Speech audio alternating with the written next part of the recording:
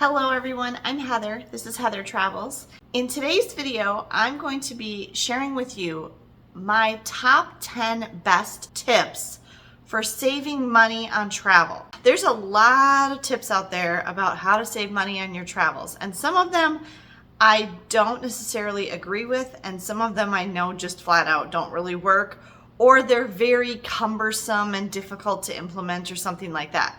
But the tips I'm going to give you in this video are going to be very simple, easy, practical things you can do that don't require a lot of extra effort, and that I have found over the years in my own personal experience, these are things that I do all the time or every time I travel really, that are the simplest, most doable tips to make your traveling less expensive. Now, in last week's video, I talked about some things that are happening that are affecting the travel industry as a whole, and in turn making it more difficult or expensive for people to travel, including me. Because I know that those kind of things might be affecting a lot of my viewers, a lot of people who might be watching this video trying to figure out, like, how can we afford to take a family vacation this year?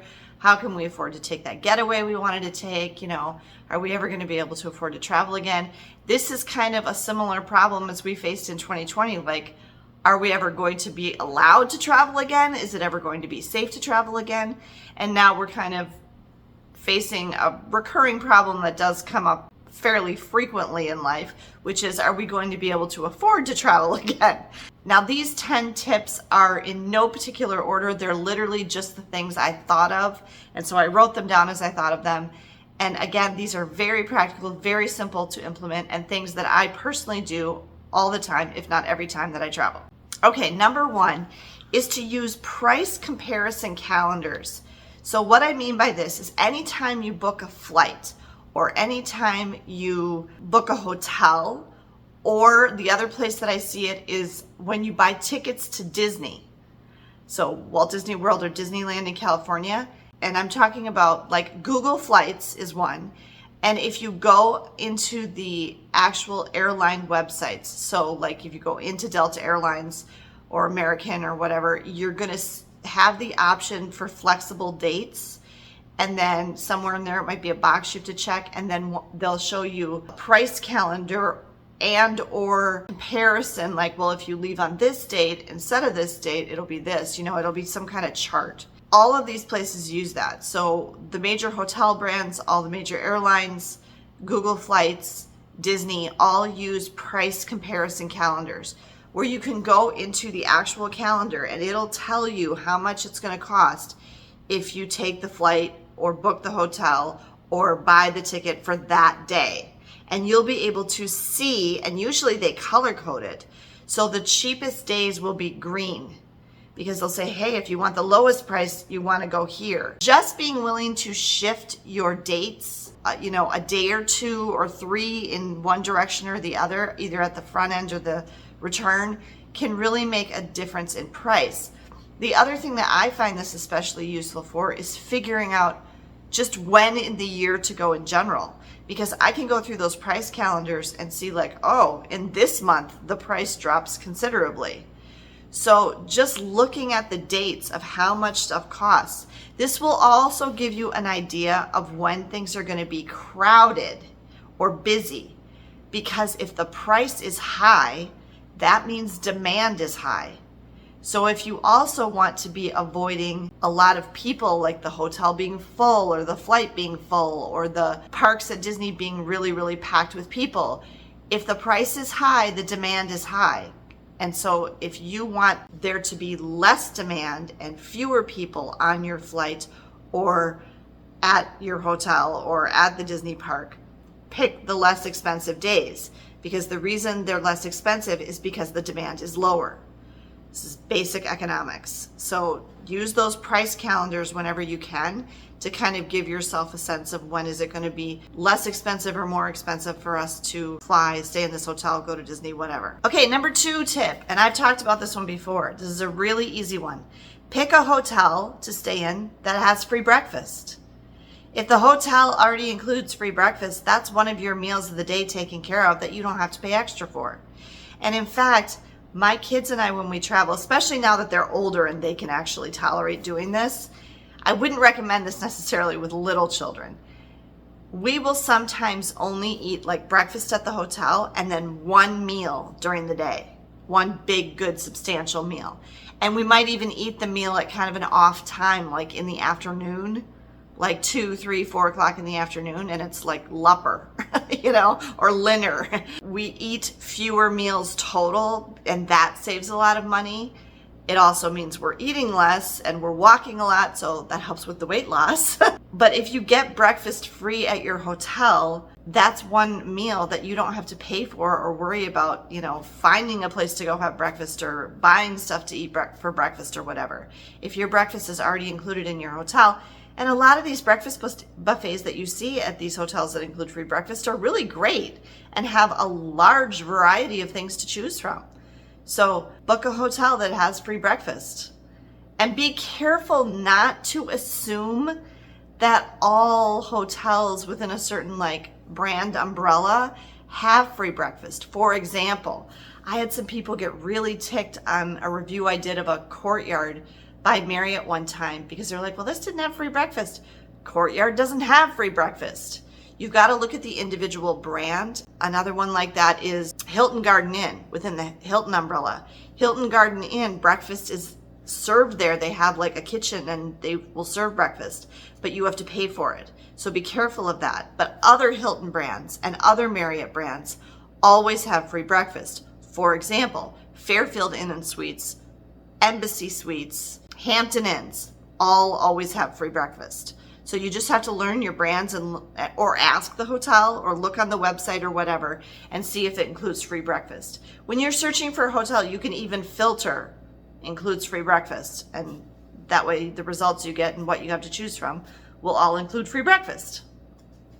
Okay, tip number 3, use public transportation or walk.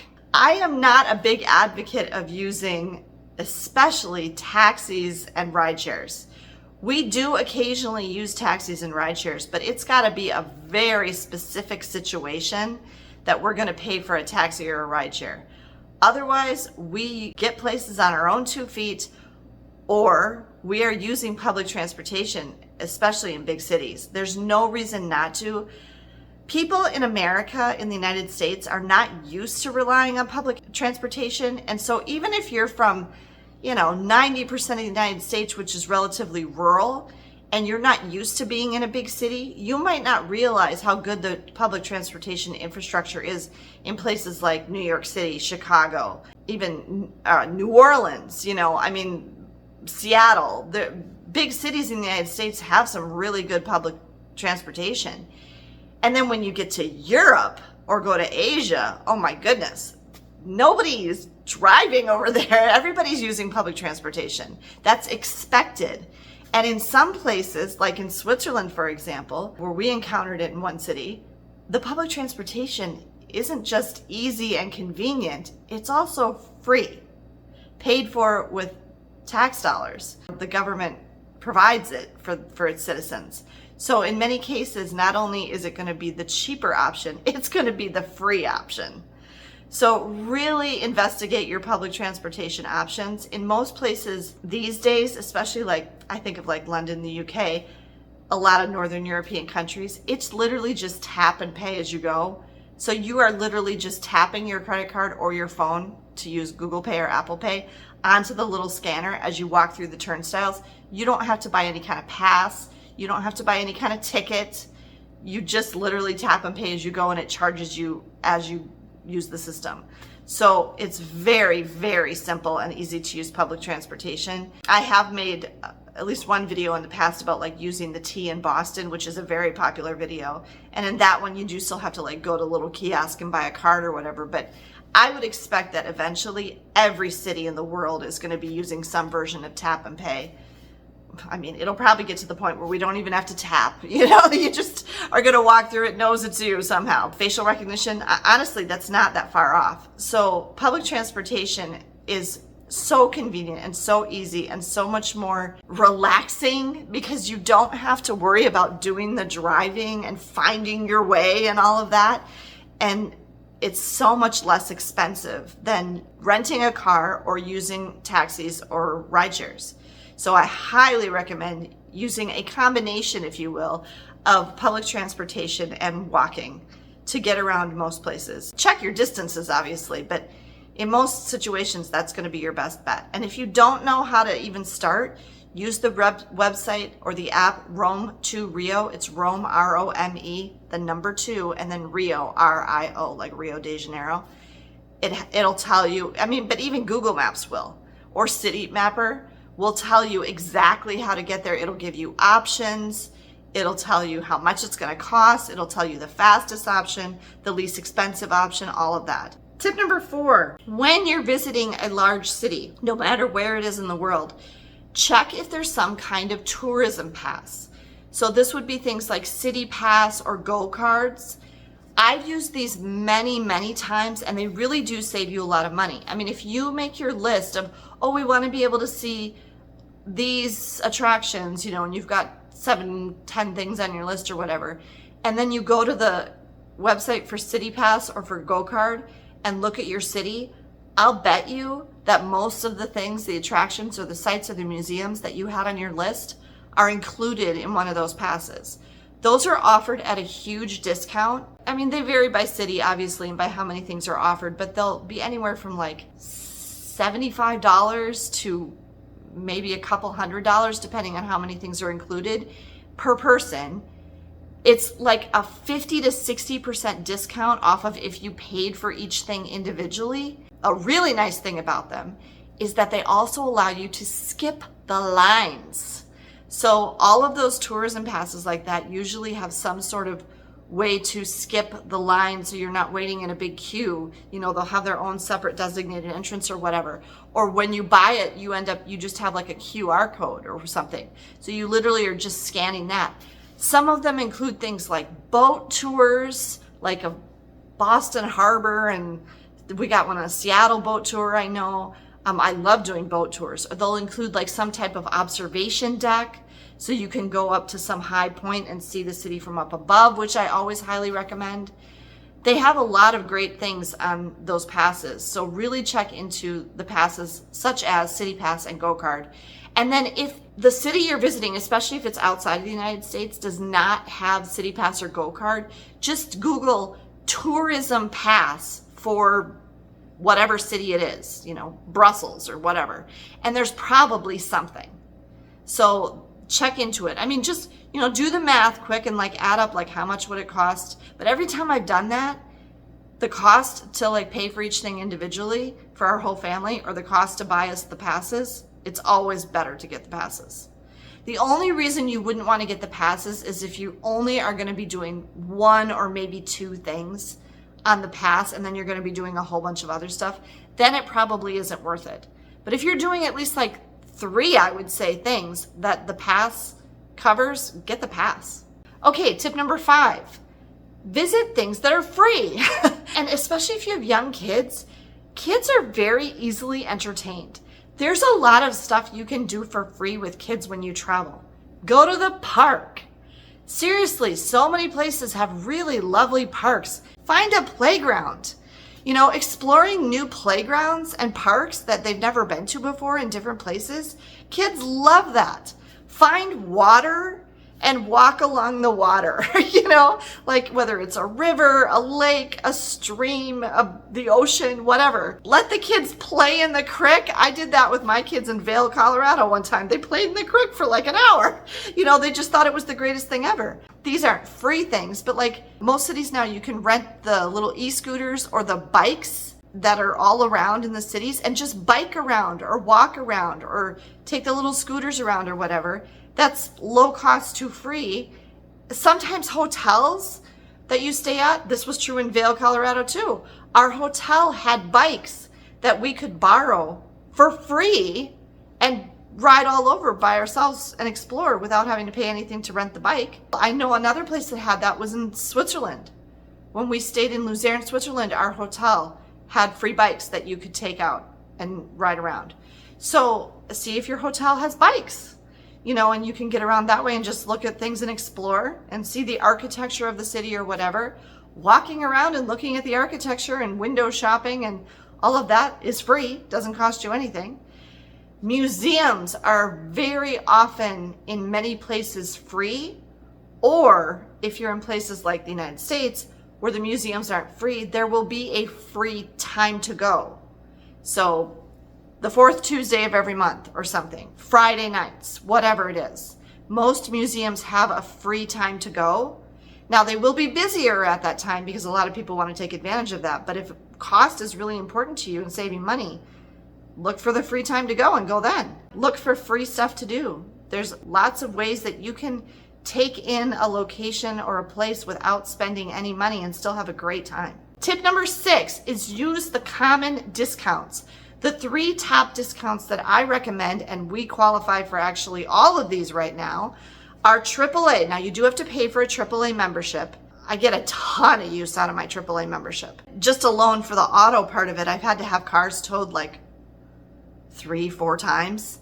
I've locked my keys in my car in a different city. They had to come and open my car for me. And then just the hotel discounts I get alone with my AAA membership is huge savings. And then you oftentimes get discounts on attractions with a AAA membership too. Cruises, all sorts of stuff you get with your AAA membership. And AAA memberships are not expensive. The second membership that I highly recommend is an AARP membership. Association for the Retired People. I don't know. Did you know that you don't have to be old or retired to have an AARP membership? I've had an AARP membership for years.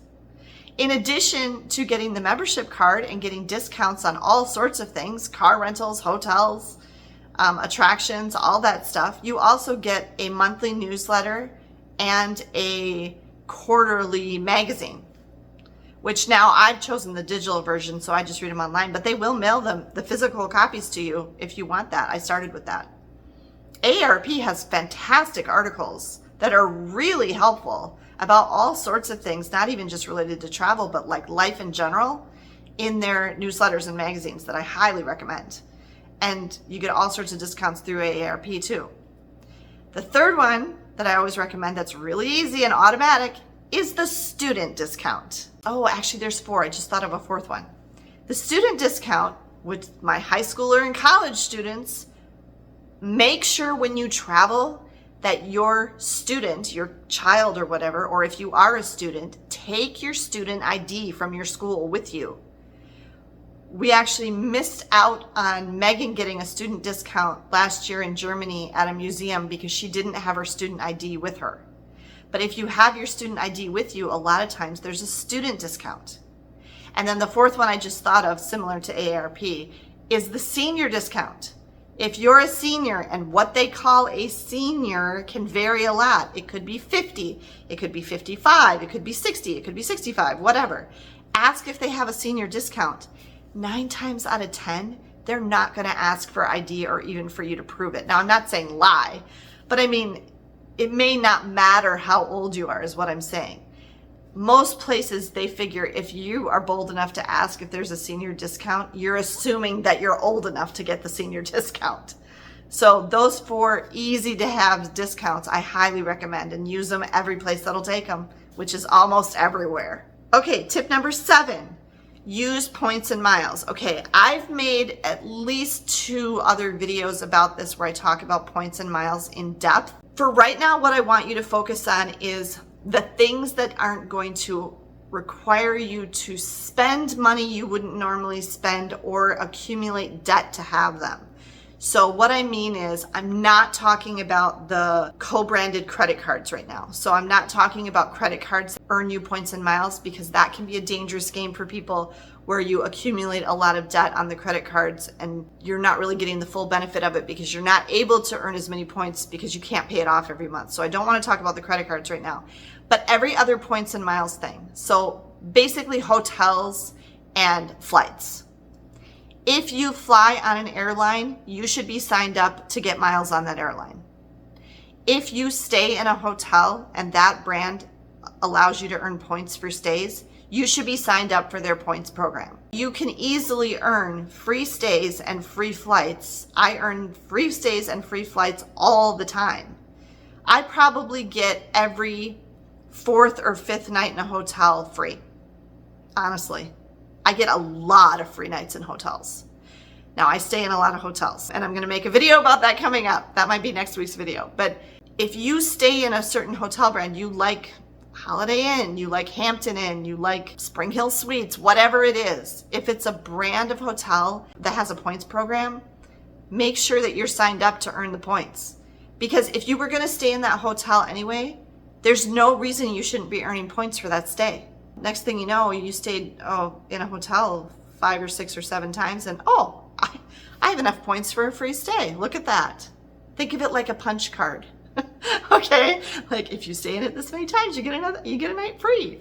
That's how easy it is. You don't have to do anything extra, especially if you were going to stay there anyway. With flights, if you have to take these flights anyway, there's absolutely no reason. Everybody in your family should be signed up for your airline's miles program. Everybody. Babies should be signed up and earning miles. My kids had silver medallion status with Delta until they changed the requirements for it and made it just about money. There's no reason you and your kids should not be earning miles every time you fly. Big warning about this. Do not book basic economy, okay? There is not enough price difference, in my opinion, to make basic economy worth what you're giving up by flying in basic economy. When you fly in basic economy, or whatever your airline calls it, look very carefully at that comparison. Maybe you save $50 a ticket, but you're giving up being able to change or rebook that ticket if something happens, and you're giving up earning any points on that flight. So especially if it's an international flight and that's a lot of miles that you're earning, you don't want to be giving that up. Don't fly basic economy if you can help it. Like if you almost never fly, you fly 3 times in your whole life, fine. But then use basic economy because you really want to be cheap. But otherwise, I really strongly advise against booking basic economy because you are not earning any miles for that flight. Tip number 8. This is a really simple one. Stay in big cities on the weekends, year round. Hotels are always going to be much cheaper in big cities on the weekends because big city hotels cater to business travelers. This can also be true if you're going somewhere where there's a lot of people flying there for business. For some other reason, there's some big business that people fly there for or something like that. But if you're going to a place that normally caters to business travelers, stay there, visit there on the weekends. It's always going to be cheaper. It's also going to probably be less busy because all the business people are gone. Then on the opposite of that, if you're going to a very popular tourist destination where the main group of people that comes there is tourists, then you want to go there on the weekdays. And in addition to this, for tourist sites, you also want to go there at the lower seasons. So if there's a high season for that tourist location, you want to take your trip there when it's the low season.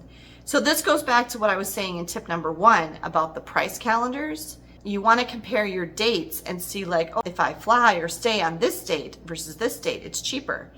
Again, remember, basic economics. Is demand high? The price is going to be higher. Is demand low? The price is going to be lower. Tip number 9, make a budget and track your spending. Now, I track every penny. Okay, I track every single cent that I spend. But you don't have to be that detailed. This can be as simple as a basic budget. Like, for example, I always budget out our trips ahead of time. I do 2 things. I do my projected cost and then I do my actual cost. And sometimes I make videos about that every once in a while. And if you want to see more of those, let me know in the comments. I will see what ended up being more expensive. And this helps me over time to develop the skill to estimate costs for things.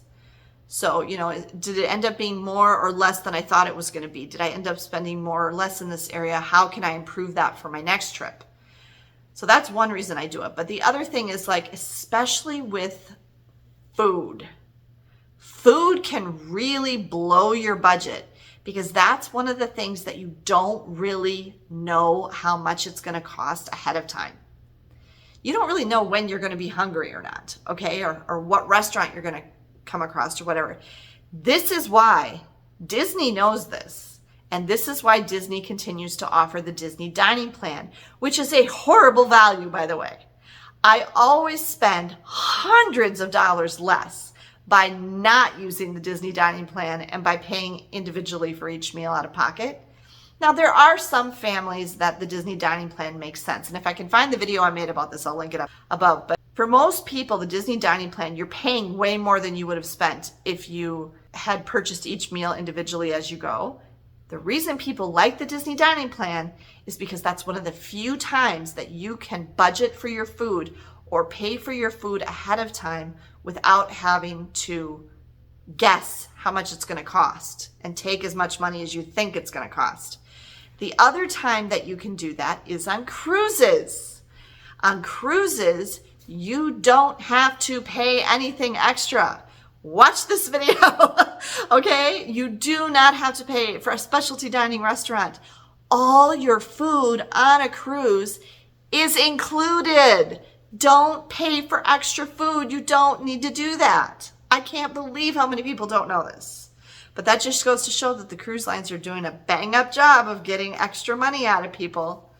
Okay, so because cruises and Disney are two of the only places where you can actually kind of pay for your food ahead of time and not have to worry about paying for it as you go, I estimate what we're going to need to spend on food, and then I tell the kids when we travel, this is how much our food cost should be per day. Our food should be $150 per day or less, for example, okay, for the three of us. And I'm basing that on what the cost of dining is estimated to be in the place that we're going to visit. And I have enough experience with it that I kind of know how much it's going to be. And I'll tell you, folks, I'm usually spot on. I usually get that really close, like within 20 bucks. Honestly, I can get it really close. But what I've done over the years is, as I've budgeted, I'm like, okay, well, today we went over a little bit, guys. So tomorrow let's maybe eat someplace cheaper or something. And then the next day we'll be under. And over time, I've developed the skill to be able to estimate so accurately at what it's going to cost for us for food. But yeah, if you can kind of put that into practice and set at least like a basic budget for yourself. We're going to spend this much on flights. We're going to spend this much on lodging. We're going to spend this much on food. We're going to spend this much on activities. And then try to stick to it. And over time traveling, if you make a budget and then see what you actually did spend afterwards. Now me, I take a little pad like this with us on every trip. And I actually write down everything I spend every single day. I know exactly what I spent, and I can go back and add it up and see how close I was to that budget that I set. So I really highly recommend setting at least a basic budget for yourself. It doesn't have to be super detailed. And then comparing it to what you actually spent at the end so you can learn and develop the skill to budget a little better and know ahead of time what kind of costs you're going to incur on that trip. Okay, and then tip number 10 is to plan your routes and book as many things ahead as possible. And this is really kind of more for efficiency than anything, but it goes to a very important concept that I very strongly believe in personally, which is time is money. When you waste time wandering around or trying to figure things out once you get to the place, you usually end up wasting money. Because what'll happen is you're tired, you're hungry, you're confused, you're lost, whatever, and you end up making bad choices or the more expensive choice because you're in the moment, you don't know what to do, and so you just pay for this, or you just eat here, or you just go this way, or you just get in the taxi because you don't know what else to do because you didn't plan ahead. So, for example, each day of your trip, plan your routes. If you're visiting a massive big city like Paris or Berlin or something that's just absolutely huge, or you're going to Disney World, map it out ahead of time so that you're not zigzagging all over the city, the place, in some ridiculously inefficient manner. We're going to visit this area today. I even did this in Seattle. I did all the waterfront stuff on one day. We did all the stuff by the Space Needle and the Pop Museum and everything on one day. Do it in segments like that. Plan it out. Look at where the attractions are and schedule that stuff to be together so that you can literally just like walk from one thing to the next. And oh, we did that section today. Now tomorrow we're going to go do this part of the city or whatever. Okay? Plan your routes. Make it logical. And then you're not wasting money on additional transportation. Maybe you just had to do one subway ride to get to that area of the city and one subway ride back to your hotel at the end of the day or whatever. Instead of, going here and there and everywhere. Know what attractions you're going to go to. Because in addition to the passes that I mentioned earlier, especially this became kind of a problem during the pandemic when you had to have reservations for everything. Some places have held on to that. The Minnesota Zoo is one example. They still want people to make reservations every day. If you're an annual pass holder at Disney, you still have to make a reservation every day. So some places might require you to make a reservation, but also oftentimes when you book ahead of time on their website, it's cheaper. You get a discount for booking ahead and booking in advance. So take advantage of that because you're going to end up spending less money that way too. So there you are. Those are my 10 best travel tips for saving money when you travel. I really hope these were helpful to you. If I shared one with you that you thought was especially good, or, oh wow, I never thought of that, that's a great idea. Or if you have a favorite or one that you definitely always do, let us know that in the comments below so that people can learn from each other too. Or if you have another tip that you use all the time that I didn't mention here, share that below too. Thanks so much for taking the time to watch this video. I hope you have a great day. Safe travels.